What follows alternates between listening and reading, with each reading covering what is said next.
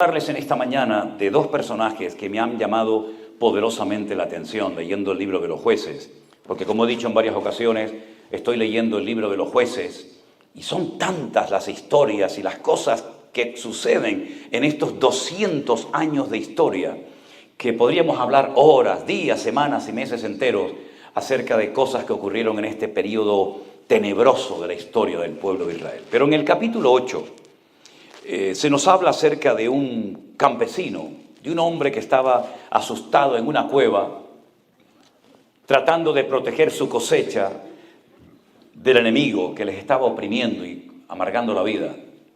Y este hombre un día recibe un llamado de Dios, una visita de un ángel que le dice: tú vas a ser el instrumento que Dios va a utilizar en este tiempo para traer libertad y victoria y liberación a tu pueblo. Y él duda, él no se ve capaz de que el Señor lo pueda usar a él. Él dice además: ¿Dios? ¿Qué Dios?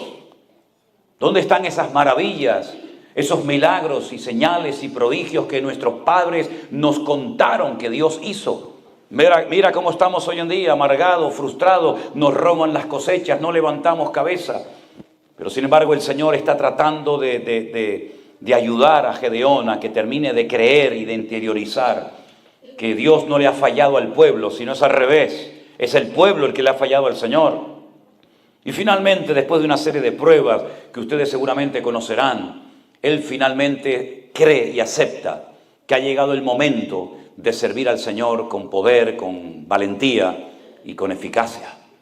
Y ese hombre, cuando liberta al pueblo de la esclavitud de los madianitas, que eran terribles, violaban a las mujeres, se llevaban las cosechas, en fin, eran unos enemigos terribles.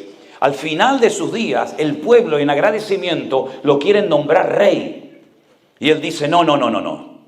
Ni yo, ni mi hijo, ni mi nieto vamos a ser reyes de vuestra vida, porque como él dice en el capítulo 8, verso 23, Jehová, el Señor, va a ser el Señor sobre vosotros. Es decir, yo no voy a ocupar el lugar que solamente le corresponde a nuestro Dios. Yo he sido un instrumento que temporalmente el Señor ha utilizado, pero ustedes tienen un Dios, ustedes tienen un rey, ustedes tienen un Señor y saben quién es. Por lo tanto, nosotros no vamos a entrar en ese juego. Pero sin embargo le hace una petición al pueblo, les pide algo y lo quiero leer en el versículo 24. Estamos en Josué capítulo 8, verso 24. Jueces. Era para ver si estaban despiertos. Y les dice Gedeón: quiero haceros una petición. Quiero que cada uno me dé de los zarcillos de su botín. Dice entre paréntesis, pues traían zarcillos de oro porque eran ismaelitas, ¿verdad? Y ellos le respondieron: de buena gana te lo daremos. Y tendiendo un manto, echó allí cada uno los zarcillos de su botín. Y fue el peso de los zarcillos de oro que él pidió, 1,700 siclos de oro. Cada ciclo eran aproximadamente unos 14 o 15 gramos de oro. Saque la cuenta. Sin las planchas, los joyeles, los vestidos de púrpura que traían los reyes de Madián, sin los collares que traían sus camellos al cuello. Y Gedeón hizo de ellos un efod. Un efod es un vestido largo, más o menos como hasta las rodillas.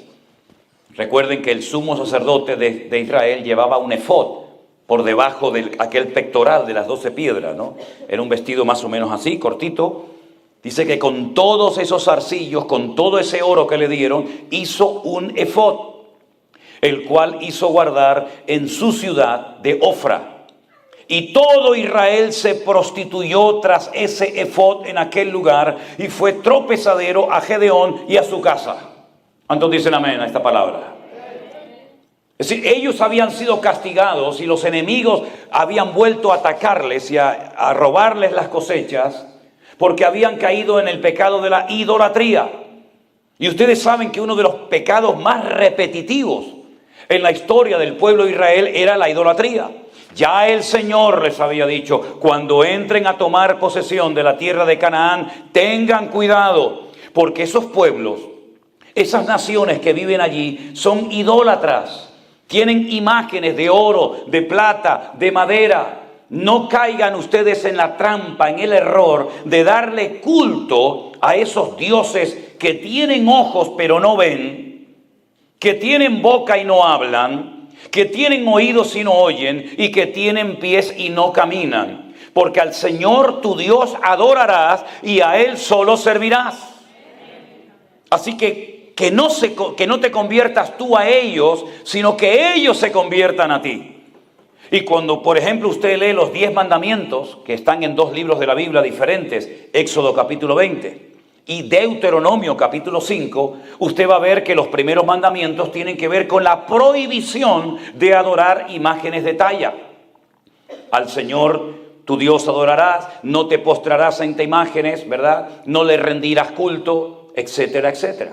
Sin embargo, vemos que ellos no prestaron atención a estos mandamientos que el Señor les había dado, sino que al poco tiempo, viendo toda la idolatría de los filisteos, amorreos, cananeos, madianitas, moabitas, etcétera, etcétera, ellos adoptaron esos dioses como si fueran de ellos, cuando ellos sabían perfectamente que el Dios que los había sacado de Egipto y los había bendecido y cuidado durante su peregrinación de 40 años en el desierto, no era un Dios que se podía darle forma humana o animal, como en una ocasión hicieron, ¿se acuerdan? Cuando dice la Biblia que Moisés se ausentó un tiempo del pueblo, fue a la montaña, al monte Sinaí a orar, y mientras estaba allí orando en plena comunión con el Señor durante más de 40 días, en ayuno y oración, la Biblia dice que no se les ocurre otra cosa más que hacer un becerro de oro. Y todos comenzaron a adorarlo y a danzar desnudos, ¿verdad? Como una fiesta pagana en medio del desierto. Es decir, el pueblo de Israel, los hijos de Dios, tenemos totalmente prohibido el darle culto a objetos inanimados. Y cada vez que el pueblo de Israel adoraba a uno de estos dioses, que tenía muchos nombres, Micol, Quemos, Milcón, Astaroc, Baal Zebú, Baal Berid y tantos, ¿verdad? Cada vez que caían en el error de caer en la idolatría, automáticamente venían serias consecuencias. O no llovía, o el enemigo venía y atacaba las poblaciones y se llevaba a las mujeres y a los niños secuestrados, o trabajaban y veían que no había fruto de su trabajo, o venían enfermedades físicas, mentales al pueblo, y un montón de consecuencias terribles. Y cuando Gedeón es llamado por Dios para libertar de la opresión al pueblo, resulta que habían caído en la idolatría. Pero cuando Gedeón logra vencer al enemigo, dice que durante 40 años, volvió la paz al pueblo. Pero esta idea de Gedeón de decir, bueno, yo no quiero que me nombren rey, no quiero que me hagan el amo y el señor de vuestras vidas, pero quiero que me recompensen, quiero que me lo agradezcan si quieren hacerlo, dándome los zarcillos de oro que le hemos quitado a los enemigos. Ellos dijeron, sí, perfecto, tú nos has ayudado, nosotros te vamos a ayudar y a bendecir también a ti. Dice que pusieron una especie de mantos, de manteles en el suelo, y la gente iba y daba esos anillos de oro. Con ese tesoro, él hizo un efod, un vestido. Y al final, tanto él como el pueblo terminaron adorando y dándole culto a un vestido de oro. No aprendieron nada. No hay nada peor que tener poca memoria para recordar los pecados que cometimos, para no volver a cometerlos, ahora ya no por ignorancia, sino a sabiendas y con toda intencionalidad. Hermanos queridos, cuando hemos hecho algo malo en la vida y nos arrepentimos y reconocemos que no agradamos a Dios con aquella actuación, con aquella costumbre, con aquella tradición, etcétera, es para que nunca más volvamos a cometer el mismo error y pecado. Cuando el Señor Jesucristo perdonó a aquella mujer que, según los judíos, había sido sorprendida en el mismo acto de adulterio, cuando Él la perdona, Él le dice, vete y no peques más. No vuelvas otra vez a lo mismo, porque yo te he limpiado, yo te he perdonado y te estoy dando otra oportunidad. Pero no vuelvas otra vez a enredarte, como dice la Biblia, el perro que vuelve al vómito, sino mantente firme en victoria, porque ya has aprendido la lección. Cuando el Señor perdonó a Pedro de haberle negado 3 veces, pues no era para que lo volviera a hacer. Cuando Judas dudó de la resurrección del Maestro y lo perdonó y le demostró que verdaderamente estaba vivo, no es para que volviera al poco tiempo a volver a dudar del Señor. Es decir, si el Señor te ha perdonado algo y has sido libertado de lo que tú quieras, llámese droga, llámese pornografía, llámese alcohol, llámese lo que sea, no vuelvas otra vez atrás a enredarte, porque la Biblia dice que ninguno que milita se enreda otra vez en los negocios, en el estilo de vida del mundo. ¿Cómo pueden terminar adorando a un vestido? ¿Qué más da si el vestido es de oro, de plata, de diamantes? ¿Qué más da? Ellos sabían que por haber adorado a quien no tenían que haber adorado, los madianitas les oprimieron durante muchísimo tiempo. Y ahora que son libres, vuelven otra vez a las andadas, vuelven otra vez a cometer los mismos errores y pecados. Y la palabra de Dios dice que fue ese vestido, a mala hora lo hicieron, un tropiezo para todo el pueblo de Israel. Que Dios abra nuestros ojos y no tengamos la memoria tan corta, porque a veces me llama la atención que hay creyentes que recuerdan lo que no tenían que recordar. Y de lo que sí tienen que acordarse y recordar lo olvidan.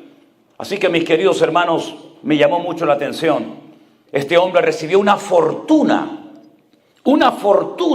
en zarcillos de oro. Y en vez de con ese dinero, pues estar tranquilo el resto de sus días, lo que hace es mandar a hacer un vestido de oro que al final la gente termina adorándolo. Y yo quiero, basándome en este error terrible que cometió Gedeón, hacerles varias preguntas. ¿Qué estás haciendo con lo que Dios te ha dado? Porque me imagino que ustedes como creyentes tienen que saber ya a estas alturas que todo lo que tenemos nos lo ha dado el Señor. No vamos a ser tan arrogantes, soberbios y orgullosos de creer que ha sido mi fuerza, mi poder, mi sabiduría, mi sudor y mi trabajo el que me ha permitido llegar hasta este nivel. Tú has llegado hasta aquí porque Dios ha tenido gracia y misericordia contigo. Porque si no hubiera sido por Dios, capaz que ya estarías muerto hace muchos años, querido. ¿Qué estás haciendo con lo que Dios te ha dado? ¿Qué mentalidad tienes? ¿Con qué mentalidad te mueves? ¿Con una mentalidad de un sabio y fiel administrador de los bienes temporales que el Señor te ha dado? ¿O con una mentalidad de dueño, de propietario? Esto es mío y solamente mío. La Biblia nos enseña que no solamente todo es del Señor, sino que somos administradores. Como diría el texto original, ecónomos. ¿Qué era un ecónomo? Era un esclavo que había tenido la bendición, digamos la suerte, el privilegio, de que su amo le dio como administrador todas sus posesiones para que éste cuidara de ellas. Tal vez el ecónomo, el administrador más conocido de la Biblia, sin lugar a dudas, fue José. Era un esclavo, pero un esclavo a otro nivel. No era el esclavo de esclavos que estaba para limpiar los pies y para hacer las peores funciones o labores del hogar, sino que era un ecónomo, uno que administraba los bienes de su amo Potifar. Dice que puso todo bajo su protección, bajo su cuidado, menos el pan del que comía. ¿Qué significa eso? Menos mi mujer. Así es un eufemismo, es una forma de decir, todo está bajo tu protección, tú eres el que lo administras, recordando que no son tuyas las fincas, los terrenos, las vacas, el dinero, etcétera, sino que tú eres una persona que me administra mis cosas, ¿verdad? Eres como mi hombre de confianza, mi mano derecha, menos mi mujer, menos el pan del cual como. Y él fue un administrador, y Pablo utiliza esa palabra en el Nuevo Testamento para decirnos que cuando Dios nos da algo tenemos que tener la mentalidad de ser administradores. ¿Qué quieres, Señor, que haga con lo que tú me has dado? ¿Tenemos un corazón generoso o somos avaros? Ustedes saben que los seres humanos, la inmensa mayoría, nacen con el puño cerrado. Los niños nacen con las manitas cerradas.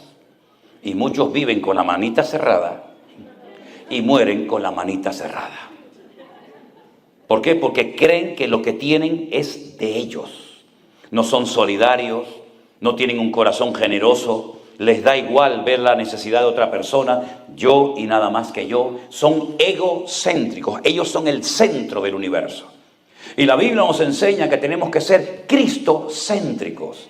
Nuestra vida gira en torno al Señor como un satélite, ¿verdad? Como el planeta Tierra que gira alrededor del Sol. Si el Señor fuera el sol que se compara, dice yo soy el sol de justicia, somos nosotros los que giramos en torno al Señor y le decimos al Señor, Señor, ¿qué quieres que haga? ¿Cómo puedo servirte? No solamente se sirve al Señor desde un púlpito con un micrófono en la mano como pastor o predicador predicando la palabra. Esa es una forma de servir al Señor.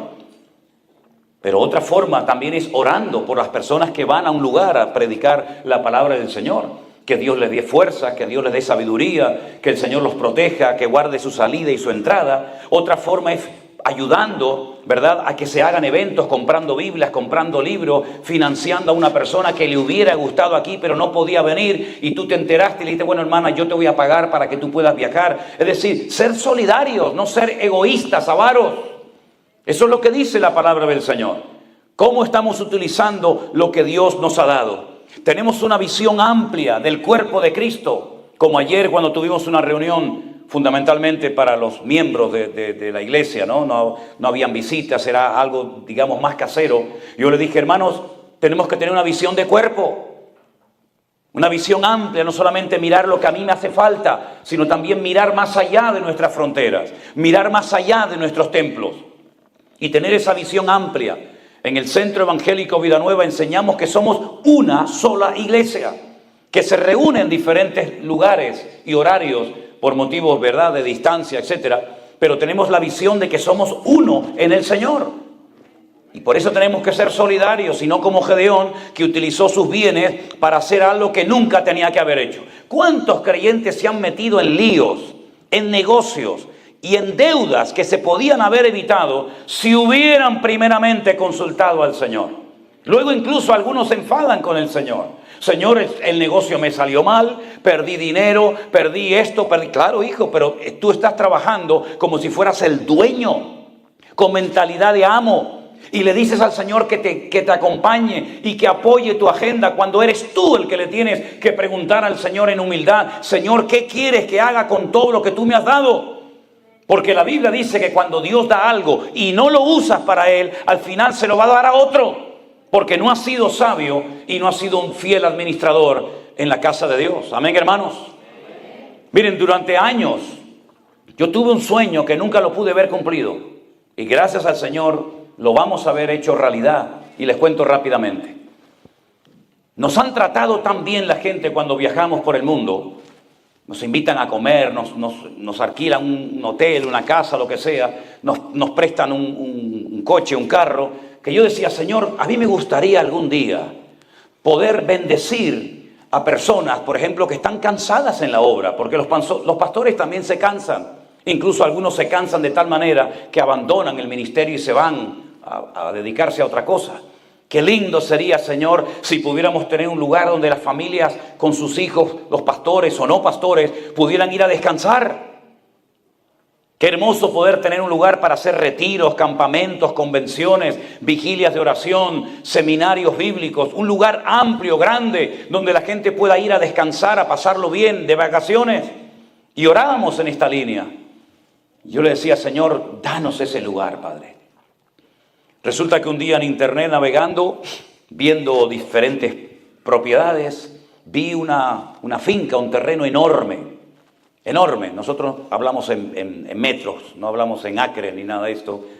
Tiene más de 27.000 metros cuadrados. Hay varias construcciones dentro. Tiene unos terrenos inmensos. Hay cantidad de árboles de naranjas y de limones. Y entonces nos pusimos en contacto con esta señora. Es una señora, la propietaria de esto. Era una finca que antiguamente la explotaban para el tema de la agricultura, pero ya la señora está muy mayor y no quiere seguir en esto. Y llegamos a un acuerdo con ella y nos hizo una rebaja bastante grande. Y hemos dado ya una señal para poder hacernos con esta propiedad. Y entonces les quiero compartir esto. ¿Por qué? Porque en esa propiedad, cuando el Señor no nos permita adquirirla, Dios mediante para el mes de mayo, tal vez junio, Vamos a tener que comprar un montón de toallas y sábanas y mantas y colchones y tenedores y cuchillos y montones de cosas para que cuando la gente venga, cuando los jóvenes vengan, las familias vayan allí a hacer alguna actividad de vacaciones, pues puedan tener un lugar, ¿verdad? Y que tenga usted su toalla, su manta, su colchón, su almohada o todo lo que sea. Ahí hay una oportunidad para apoyar este evento, este proyecto. También una de las cosas que necesitaremos son personas que quieran venir a ayudar, a limpiar, a pintar, a cortar árboles, a poner todo aquello decente. Ya tenemos una pequeña lista de hombres y de mujeres que me dicen, hermanos, nosotros vamos, ayudamos a pintar, a arreglar. Es decir, cuando alguien está aburrido en las cosas del Señor, es porque a lo mejor no le han abierto los ojos y le han indicado que la obra del Señor necesita de obreros, de hombres y mujeres que sin protagonismo, sin esperar nada a cambio, están dispuestos a invertir de su tiempo, de sus recursos, de sus bienes materiales para bendecir la obra del Señor. Se preguntarán algunos, porque yo ya llevo mucho tiempo en esto y ya soy muy mayor. Y sé que a veces la gente dirá, ¿y esa propiedad va a estar a nombre de usted, Pastor Manuel Sierra? No, señor. No, porque no es mi propiedad. Esa propiedad va a estar a nombre del Centro Evangélico Vida Nueva. Porque Manolo Sierra, cuando se muera, se murió, pero la obra del Señor sigue adelante. Así que no es mía, es de la obra del Señor y de usted también, mi hermano. Esa propiedad será de los hermanos de Las Vegas. Y será de los hermanos de Alicante, y será de los hermanos de Madrid, y será de los hermanos de San Francisco. Es una propiedad que es para la obra del Señor. Y si usted el día de mañana quiere ir a verla, pues nos llama, se pone en contacto con nosotros y le diremos, pues mire, estas fechas están libres para que usted pueda venir a trabajar, a limpiar, a lo que sea. Pero esa es la mentalidad que queremos tener. Todos los recursos que Dios ponga en nuestras manos son para invertirlos sabiamente en lo que merece la pena, en la obra del Señor. Y no estoy aquí pidiendo dinero, ¿eh? Yo no me dedico a esto, ni creo que nunca lo haga, Dios me libre. Pero si alguien busca la oportunidad de decir, oye, ¿qué hago? Bueno, si quiere, yo le oriento y yo le ayudo, ¿verdad? Ahora, si no quiere, no pasa nada. Si no entra por un lado, entrará por otro. Ya el Señor nos tiene acostumbrados que cuando entramos en nuestras habitaciones y nos ponemos de rodillas y oramos al Señor, el Señor manda a los cuervos con carne y con pan en los picos y nos trae la comida que a lo mejor el otro no quería traernos. Por cierto, anoche cuando me fui, le dije, póngame algo de comida, porque yo no ceno antes de predicar, y además estoy muy mal del estómago últimamente, póngame, y me pusieron 500 pastelitos de dulce, ¿no? Gracias, pero está bien. Cuando se muere, o antes de morirse Gedeón, fíjense a lo que se dedicó. Déjenme que les lea el texto bíblico. Así fue subyugado Madián delante de los hijos de Israel. Nunca más volvió a levantar cabeza. Al enemigo tienes que cortarle la cabeza, espiritualmente hablando me refiero, ¿eh? No lo dejes medio vivo. No es como aquel que me dijo, yo quiero dejar de fumar. Bueno, gloria a Dios, está bien, hermano. Pero por si acaso tengo en la mesita de noche un paquete, por si me entran ganas, digo, entonces no le estás cortando la cabeza, hermano, lo está dejando medio vivo. Si David solamente hirió al gigante Goliat y no termina con él, a la semana Goliat se levanta y está otra vez creando líos y problemas en el pueblo de Israel. Así que no dejes la droga medio viva, media muerta, el alcohol o lo que sea, sino acaba 100%, ¿eh?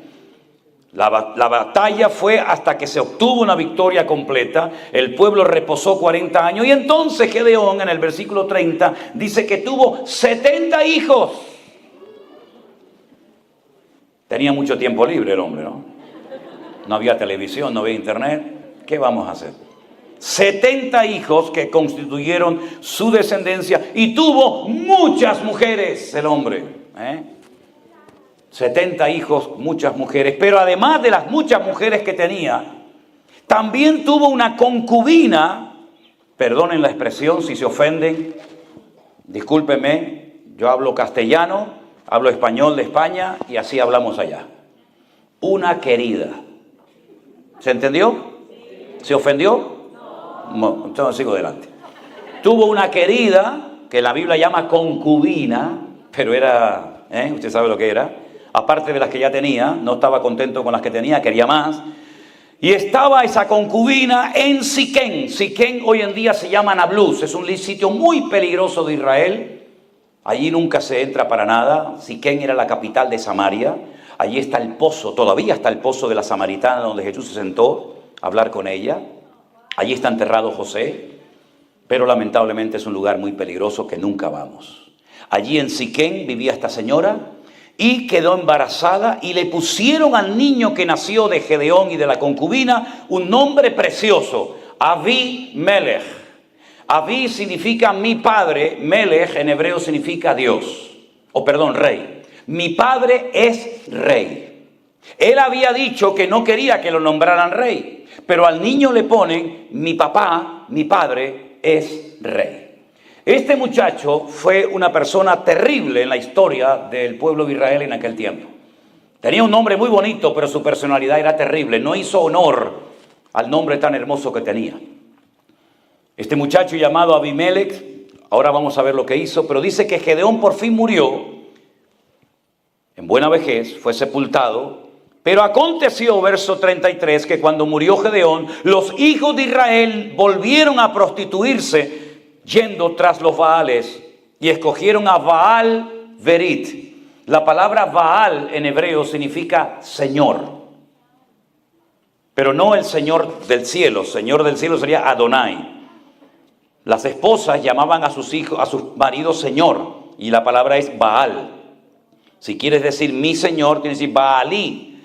Así que Baal era llamado este Dios, pero era el Señor Berit. La palabra Berit significa pacto. Vamos a adorar al Señor, al Dios del pacto. ¿Cómo que vamos a adorar al Dios del pacto si nosotros tenemos un pacto hecho con nuestro Dios, el creador del cielo y de la tierra? Pero ahora ustedes le van a dar culto a una estatua, a una imagen que le han llamado, terrible, el Señor del pacto. Luego ustedes van a pactar con una imagen, ustedes van a venderse y a prostituirse, como dice el texto que hemos leído, a una imagen. Es terrible. Ustedes en vez de adorar a Dios, están adorando a creaciones hechas por las manos del hombre, porque eso es la idolatría. Cuando usted adora a San Pancracio, a María, a la Guadalupe, a la Coromoto, a Judas Tadeo y a toda la familia, usted no está adorando a personas, usted está dándole culto a estatuas, a imágenes que los hombres la tienen que llevar sobre sus hombros porque no pueden caminar por sí mismas. Yo no sé aquí en Estados Unidos, pero yo vengo de un país tremendamente religioso, donde todos los años, por ejemplo en la época generalmente de Semana Santa, ahora será a finales de marzo, vas a ver por todas las ciudades y pueblos grandes y pequeños de España a gente cargando los ídolos. Y van debajo de unos tronos que los levantan porque pesan una barbaridad. Yo siempre me río y le digo, pero querido, la rueda ya se inventó hace siglos. Póngale unas rueditas en las 4 puntas y lo mueve así. No, tiene que ser cargado sobre los hombros. Se calcula que cada uno lleva entre 45 y 50 kilos aquí en el cuello. Y van descalzos y tienen que cargar esos tronos. ¿Por qué no caminan solos? San Pancracio, hoy te toca a ti, querido, salga a dar un paseíto. Virgen de Candelaria, de Guadalupe, o como rayo se llame, hoy le toca a usted, doña, salga y coja un poquito de aire, vaya a la playa, al monte, vaya allá a Yosemite, vaya por aquí, por allá, disfrute de la vida. No pueden porque son cargados por los seres humanos y a eso le dábamos culto. Y ante eso la gente se humillaba y lloraba y se daba con un látigo y caminaban de rodillas. Y cuando yo era pequeñito me llevaban a esas procesiones terribles, que aquello parecía más que nada un funeral, más que una fiesta. Con aquellas vírgenes con espadas clavadas en el corazón, con pelo natural, que a mí me daban un pánico, aquellas cosas terribles. Así quedé traumatizado con todo eso. Y pasaba el Señor, una estatua del Señor atado a una columna, y cuando pasaba por delante de ti le veías la espalda toda lacerada, toda llena de sangre, y decías, mamá, ¿qué pasa? Dice, no sé, el Señor, es el de Dios, el Señor, pobrecito. Y pasaba, y a los 2 minutos pasaba dentro de un féretro, y yo digo, pero se acaba de pasar en la columna, ahora ya está en el féretro. Pero es que había nacido en diciembre. En diciembre nacía, decían, Y en abril lo mataban. Digo, qué rápido nació, qué rápido creció. Terrible, hermano. Esa fue nuestra vida religiosa. ¿Y quién enseñó esa basura? ¿Quién trajo eso aquí? Los españoles lo trajeron. Fueron ellos los que trajeron a América, a México, a Colombia, a Perú, a Argentina, a Ecuador, a Bolivia. Trajeron todo eso. Religiones muertas que no servían para nada allá, en el viejo continente, las trajeron para acá. Y hemos sido idólatras durante años por ignorancia, pero ahora ya no le vamos a dar nunca más culto a imágenes. Ahora adoramos al Rey de Reyes y al Señor de los Señores, que nos ha cambiado la vida, mi querido hermano.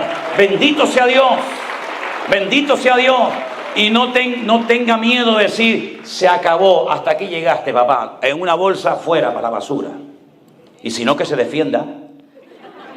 Defiéndete. Gedeón, cuando fue llamado por el Señor, fue al campo y destruyó la estatua de su padre. Y al día siguiente dijeron, hay que matar al que destruyó la imagen del papá de Gedeón. Y el papá de Gedeón dijo, bueno, si es Dios, ¿por qué no se defendió? En otras palabras, no tenga miedo de obedecer a Dios. Haga una limpieza de vez en cuando del hogar. No solamente saque la basura, también la basura espiritual, que a veces trae ataduras y trae maldiciones y trae mal ambiente a las casas. Nunca me olvidaré, yo estaba predicando al aire libre en una campaña evangelística hace años en Canarias. Y había un señor sin piernas que lo ponían cerca de la plataforma todos los días y escuchaba la palabra. Este señor al final se convirtió al Señor, se bautizó, pero el primer día que este hombre se convirtió, me llevó a la habitación de su casa. Y cuando entré en la habitación, hermano, aquello era el Vaticano en miniatura. Todas las paredes estaban llenas de santos, de vírgenes, de fotografías, el del cuchillo, el de la espina, el de la espada, el de la cruz. Aquello era terrible. Y me dice, ¿y ahora qué hago con todo esto? Digo, con todo esto, si quiere yo le ayudo, A mí me encanta esto, Leña y al fuego. ¿Y saben qué lo hizo? Pero comenzó a llorar. Y me dijo, ¿saben qué, hermano? Mire la pared como está, toda llena de agujeros.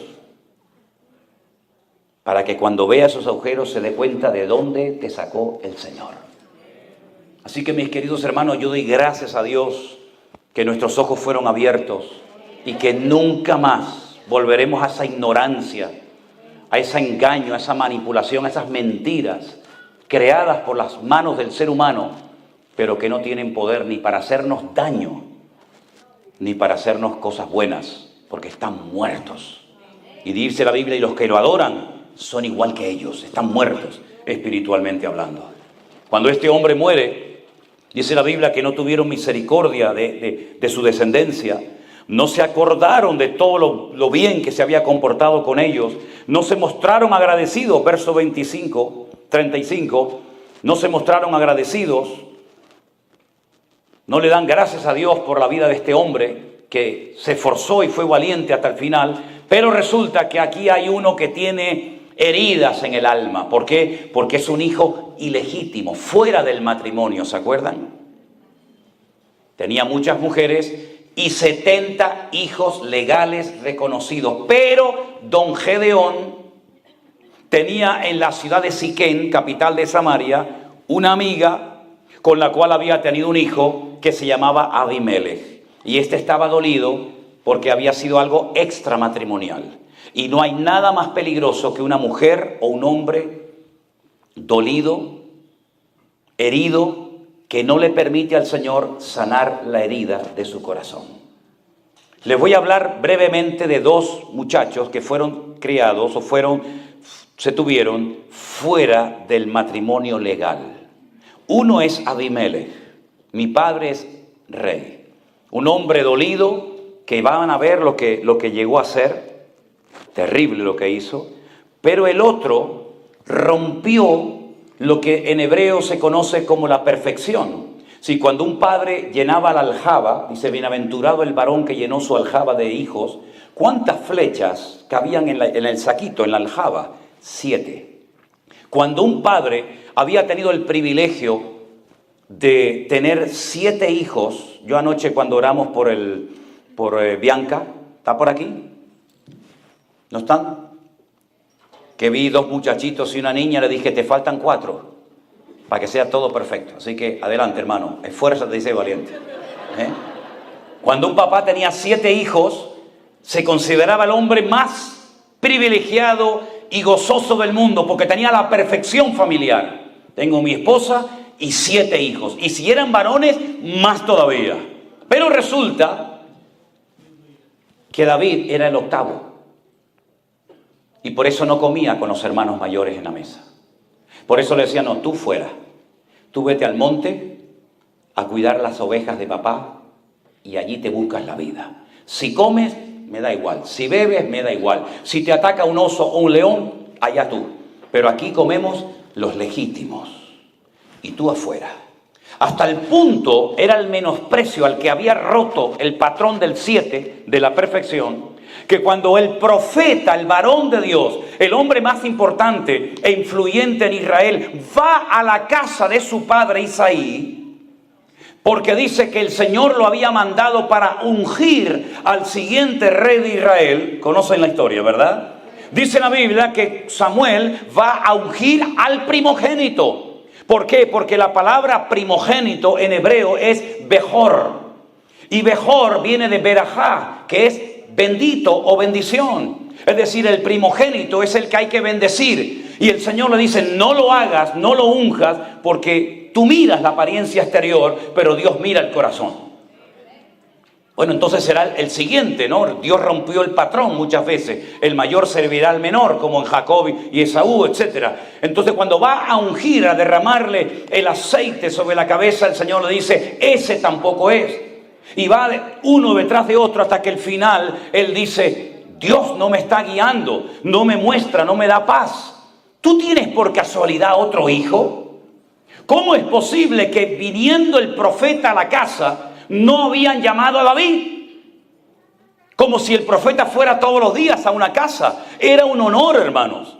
Era un privilegio que el varón de Dios, en este caso Samuel, fuera a la casa de una persona sencilla y humilde en un pueblecito chiquitito como era Belén o Betlehem, en la casa del pan, a visitar a un tal Isaí. Era un honor, hermanos. ¿Cómo no llamaron a David? Porque David no cuenta en esto. Aquí no cuenta David para nada. Pero lo vil y lo menospreciado, dice la Escritura, es lo que Dios toma y usa para avergonzar a los que se creen sabios en este mundo. Y dice Samuel, no nos vamos a sentar a la mesa, ni aquí va a comer nadie hasta que llamemos a David. Y entonces ahí ya lo llamaron. Cuando les apretaba el hambre, dijeron, vamos a llamarlo. ¿Cuánto tardó David en venir? Bueno, no había teléfono, no se le mandó un WhatsApp, no se le mandó un mensaje. Tuvieron que ir a buscarlo, tuvieron que traerlo, probablemente tardó horas en venir. La cuestión está en que el más pequeño, el que rompió el patrón, la perfección del 7, cuando entra, el Señor le dice, ese es, estás delante de mi ungido, levántalo porque es un hombre cerca de mi corazón y fiel y hará todo lo que yo le mande. Fíjense los dos extramatrimoniales, David y Abimelech. David se dejó tratar por el Señor. Era el octavo, no se contaba con él. Sus hermanos lo menospreciaron. Su padre ni lo llamó a la comida. Pero se dejó tratar por el Señor. Y no fue un hombre dolido, no fue un hombre amargado, no fue un hombre, digamos, con ese dolor, esa espina clavada en el corazón, sino que llegó a transformarse de tal manera que el Señor dijo, el hombre más cerca de mi corazón es este muchacho. Sin embargo, el otro, que también había sido un hijo fuera del matrimonio, con una concubina de Siquén, con un nombre maravilloso, llamado Abimelech, mi padre es rey, no se dejó tratar por el Señor y se convirtió en un ser tremendamente peligroso, porque un animal herido es muy peligroso. Y Abimelech era una persona herida, dolida. ¿Sabe Dios lo que le habrá dicho esta mujer a su hijo? Por eso qué importante la influencia de una madre y de un padre, evidentemente, en la vida de un hijo. Como dije ayer, la madre en la Biblia le transmitía a los hijos la fe, la confianza en el Señor. Y el papá, el conocimiento de las Escrituras, de lo bíblico. La palabra es mamá, es madre en hebreo, viene y está entroncada con la palabra emuná, que significa fe o confianza en Dios. ¿Qué le transmitió esta mujer a su hijo? Mira cómo nos tratan, tu padre nos tiene abandonados, no nos pasa el dinero de todos los meses, es un desgraciado, tiene un montón de mujeres, tiene un montón de hijos, tiene un montón de dinero, pero nosotros aquí estamos en la miseria, y le fue envenenando la cabeza a su hijo Abimelech. Cuidado cómo le hablas a tu hijo del padre o del marido que te abandonó. No le transmitas tu odio, no le transmitas tu venganza, no le transmitas tu herida a tu hijo, porque lo vas a torcer, y el árbol torcido se endereza de pequeño. Cuando es grande ya no se puede enderezar. Sobre toda cosa guardada, dice la Biblia, guarda tu corazón. Tus heridas son tus heridas. No tienen por qué ser las heridas de tus hijos, ni la de tus nietos, ni la de tu familia. Cuidado cómo le hablas, ¿verdad?, de lo que pasó, sea papá o sea mamá. Porque Abimelech fue una persona que creció con odio, con amargura, con resentimiento. ¿Sabes lo que hizo cuando pudo hacerlo? Te lo voy a leer. Le dieron a Abimelech dinero. Ahora te voy a decir quién se lo dio y con qué gente se rodeó. Pero dice que vino a la casa de su padre en Ofra. Jueces 9:5. Mató a sus hermanos, todos los hijos de Jeroboam o de Gedeón. 70 varones sobre una misma piedra. Solo quedó Jotán, el hijo menor, que se escondió. Mató a sus 69 hermanos en un día. No se le conmovieron las entrañas. Era un hombre sin misericordia. Era un animal herido. Era una persona que dijo en algún momento: yo les demostraré a ellos que también soy tan importante como ellos. No pactó, no dialogó, no habló, no buscó la paz. No, los mató a todos. Se convirtió en un asesino. Y mató a 69 hijos. Y uno solo se escapó, el pequeño llamado Jotán. Y entonces a continuación ya ha eliminado supuestamente a sus enemigos. Entonces se juntaron todos los de Siquén y los de la casa de Milo y lo eligieron rey, cuando él sabía que no podía ser rey en Israel. Pero él quería ser rey, él quería protagonismo, él quería ser el número uno, y a todos los que consideraba enemigos los eliminó. ¡Qué espíritu tan peligroso, hermanos! Cuando hay gente que ve enemigos por todas partes. Cuando ves a gente que le da rienda suelta a su imaginación. Y saben, una de las peores cosas que hay en la vida de un hombre o de una mujer, que te convierte en un esclavo y en una persona amargada. ¿Lo quieren saber? ¿Lo quieren saber o no? Los celos. Una mujer celosa es un infierno. Un hombre celoso y posesivo es un infierno vivir con esa persona. Porque se imagina cosas, piensa cosas, incluso dice que ve hasta cosas que no existen, pero que para él o para ella son reales. Así era Abimelech, un celoso, un envidioso, un amargado, y en cuanto tiene la capacidad de hacerlo, mata a todos sus hermanos y se deja proclamar rey. Eso es lo que él en el fondo quería, protagonismo. Él no se dejó tratar como David se dejó tratar. A pesar de que sus hermanos lo menospreciaban, este no se dejó tratar, al contrario, se fue llenando de veneno y de odio y de amargura y de venganza, hasta que llega y ejecuta su plan diabólico de eliminar a sus hermanos. No tuvo compasión ni misericordia de nadie. Al final, podríamos hablar horas de este personaje siniestro. Al final, lo que empieza mal, termina mal. Al final muere un día cuando alguien le tira una piedra desde un edificio, una muralla, le parten el cráneo, luego, en fin, todos conocemos el resto de la historia. Pero déjeme para concluir, ¿de quién se rodeó este hombre? Si a sus hermanos no los quería y los mató, ¿quién apoyó a este muchacho? ¿Quién ayudó a este Abimelech, este personaje siniestro? ¿Quién lo ayudó? Miren lo que dice el verso 4. ¿Tienen su Biblia? Sí. Los que la tengan lo pueden leer conmigo, si quieren en alta voz, por favor. Y le dieron 70 siclos de plata del templo de Baal Berit, con los cuales Abimelech alquiló hombres ociosos y vagabundos que le siguieron.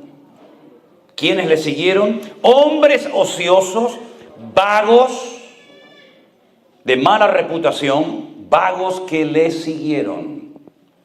Hay un refrán que seguramente ustedes lo conocen, el refranero popular del español es muy amplio, hay miles y miles de refranes, pero hay uno que dice: dime con quién andas y te diré quién eres. Quien se arrima a buen árbol, buena sombra le cobija, ¿verdad? Y todo eso. Proverbio dice: anda con sabios y sabio serás. Este se rodeó de lo peor, de la peor calaña, vagos, ociosos, personas que no querían hacer nada, pero los compró con dinero, los alquiló, dice la Biblia, y entonces le apoyaba. ¿Sabes? Tú tienes que orar al Señor para rodearte de gente que te amen tanto que sean capaces de decirte cuando hagas algo mal, que te lo digan. Si solamente te rodeas de personas que te van a favorecer y te van a decir lo que tú en el fondo quieres oír, tienes un gran problema. ¿Qué es lo que hacen la mayoría de los políticos? Compran a los que les rodean, los alquilan como hizo Abimelech, y estos dicen lo que el presidente o el gobernador o quien sea en el fondo quieren oír, pero no se atreven a decirle: usted está equivocado. Eso no es así. ¿Qué es lo que hacen muchos ministerios hoy en día? Se rodean de personas, todos comprados, todos alquilados, como Abimelech, y entonces: sí, pastor, sí, hermano, sí, pastor, usted es el varón de Dios, sí, usted es el ungido de Jehová. Y al final lo que están haciendo es echan a perder a este hombre que podía haber sido una bendición, pero que por haberse rodeado de vagabundos y de vividores y de personas que con tal de quedar bien delante del hombre son capaces de quedar mal delante de Dios, al final terminan estropeando a una persona. Y yo siempre he dicho a la gente, en el momento en el que ustedes comiencen a notar, con la Biblia en la mano, que yo me estoy desviando, que ya no predico la sana doctrina, que ya no predico la palabra, sino empiezo a predicar tonterías y no tiene nada que ver con la palabra de Dios, hermanos, denúncienlo, díganlo, háblenlo. No digan: sí, pastor, no, no, pastor. El creyente no está obligado a decir amén a todo lo que se predica, sino amén a lo que es bíblico y no amén a lo que no es bíblico en la palabra de Dios. Y este fue el problema de Abimelech. Un muchacho resentido, amargado, frustrado, lleno de odio, lleno de amargura en su corazón, lleno de celos, que mata a quien no tenía que haber matado. Se rodea de quien nunca tenía que haberse rodeado y finalmente se convierte en un rey que ni era nada, porque empezó mal y terminó mal. Que Dios guarde nuestras vidas, mis queridos hermanos, de cometer los mismos errores, porque si usted ha notado, en la Biblia no se ocultan los errores ni los pecados de los hombres de Dios. No solamente encontramos lo bonito que hizo David, también lo feo, Y no solamente vemos los milagros y las maravillas que hizo Gedeón, sino también los errores que cometió. Y la pregunta es: ¿por qué la Biblia no ocultó lo malo? ¿Por qué no se contó? ¿Por qué no se relató solamente lo bueno? Bueno, primeramente para que no tengamos un concepto distorsionado de esos personajes de la Biblia. Porque Santiago en su epístola, casi al final del Nuevo Testamento, dice que Elías, fíjense de quién estamos hablando, Elías, dice, era un hombre sujeto a pasiones semejantes a las nuestras. Es decir, era un hombre exactamente igual que nosotros, pero cuando oraba, cuando ministraba, cuando el Señor lo usaba, era una bendición tremenda. Pero era exactamente igual que nosotros. Hermanos, si en vez de haber sido la época de Gedeón, de David, de Pedro, de Sansón, hubiéramos vivido nosotros, ¿qué nos hubiera pasado a nosotros? A lo mejor nos hubiera hablado de los pecados de Gedeón, o de los pecados de David, o de los pecados de Salomón. Tal vez se hubieran hablado de nuestros pecados, ¿no les parece? Así que ninguno de nosotros estamos exentos de cometer los mismos errores, los mismos tropiezos y los mismos pecados que ellos cometieron. Con estos dos personajes, Gedeón y con Abimelech, creo que tenemos material e información más que suficiente para saber cómo tenemos que vivir decentemente y con orden. ¿No les parece, hermanos? Ok. Voy a cortar porque tienen una cara de hambre. Ya se oye alguna tripa sonando. Y como yo le decía a mis hermanos en Argentina cuando vivimos allí un tiempo, ustedes son muy espirituales en la iglesia, pero siempre terminan todos en la carne. Siempre tenían los grandes asados de carne y tal, ¿no?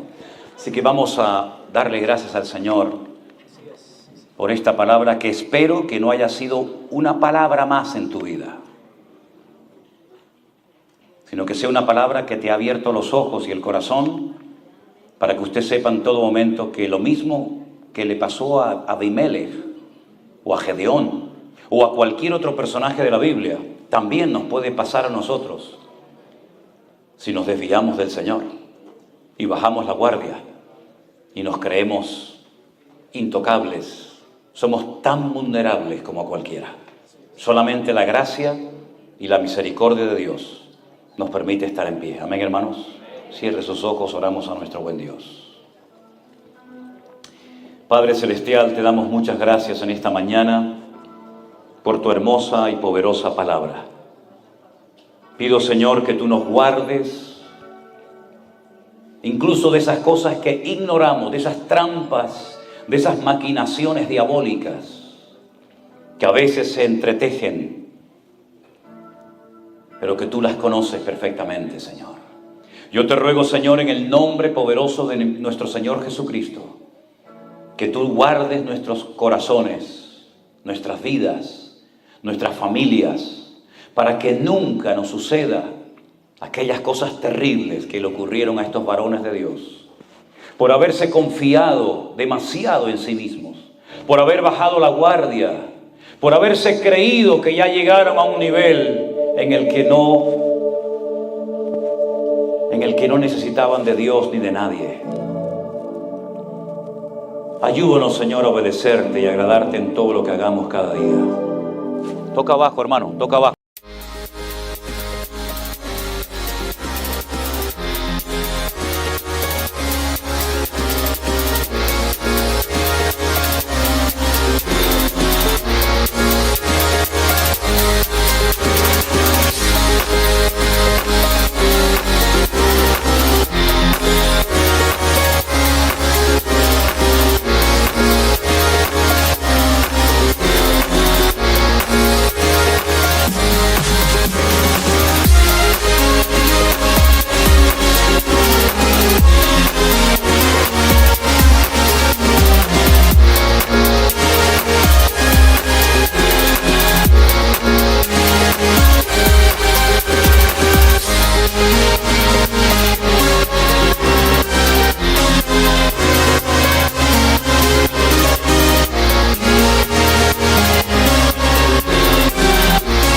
Toca abajo.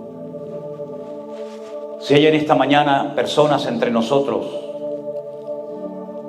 que han reconocido cuando han escuchado esta palabra que estás jugando con fuego,